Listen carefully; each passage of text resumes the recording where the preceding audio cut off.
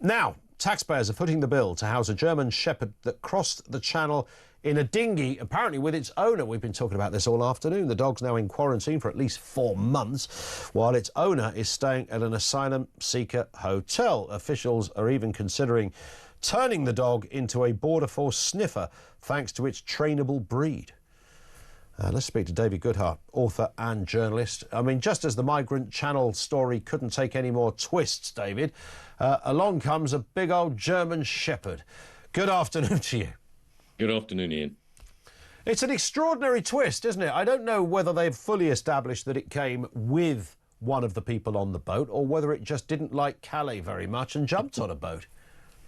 Yeah, I mean, every day, pretty much every day, you read in the newspapers extraordinary reasons for people being allowed to stay in the UK, and now we have the canine equivalent.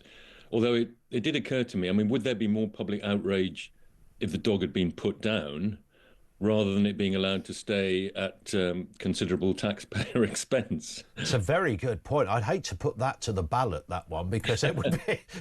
I'm not sure we'd like the answer, but nobody wants to... I mean, the dog would be seen as an innocent party, perhaps, in all of this. No, indeed, yeah.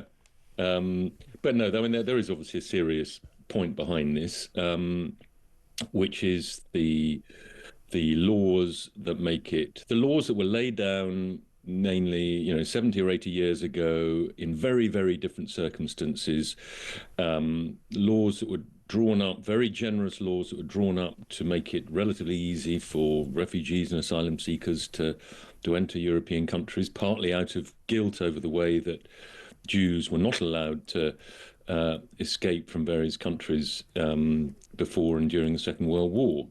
And, we have these two famous articles, Article 8, the family article, and Article 3, the inhuman treatment article, or maybe the other way around, which are constantly being used to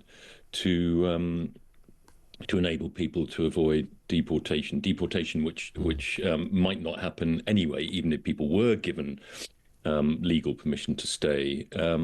Obviously, we are a liberal democracy. We have the separation of powers. We have an independent judiciary. But we have to, ultimately, politicians, democratically elected politicians, should be making these decisions about the balance of judgment as to whether someone should stay or not. Not in each individual case, but there is such a thing as giving guidance to the judiciary, giving guidance to lawyers. I mean, I don't know why. I mean, you'd have thought that every time people read a story like this, it's another 100,000 voters for reform, surely. And yet the politicians do not seem able to respond to it. Yeah. And that's the. I mean, I think one thing that is quite likely to happen, which will save their skins, is that I think people in continental Europe, I mean, the countries that matter most, Germany particularly, and France, will themselves decide that these European Convention laws are not fit for purpose any longer and will reform them.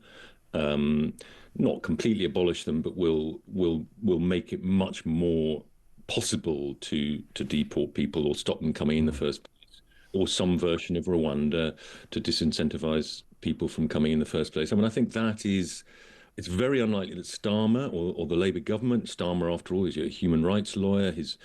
Much of his career has been based around the drawing up of and promoting of the Human Rights Act. So it's very difficult to imagine him taking a very tough line on this. But I think he will be saved by Europe in the next year or two.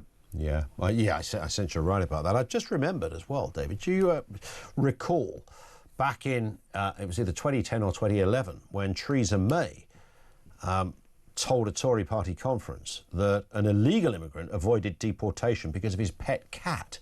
And I'd originally forgot about this, and I remember Ken Clarke, who was quite miffed about it because he didn't quite believe it, and they thought, oh, she's made this story up to make a sort of powerful comment to the party faithful.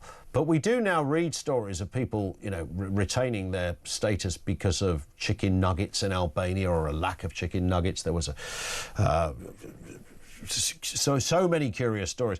I wonder whether this one will end up, you know, just on a sort of slightly lighter point here, with somebody claiming I can't be deported because of my Alsatian or German Shepherd dog, Pierre.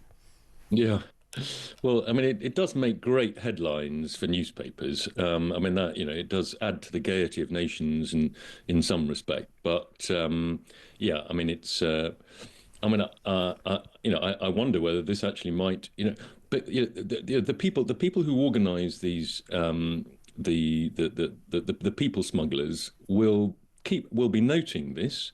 I mean, it may be a kind of new way of ensuring that you're not returned if you have a pet with you. Yes. You know, see people kind of coming across the boat holding a cage with a budgie in it, and a iguana under one arm, and I don't know, a gerbil under the other. Who knows where this crazy story might go? We're going to watch with interest. David, always good to talk. Thank you for coming on with us, David Goodhart, author and journalist.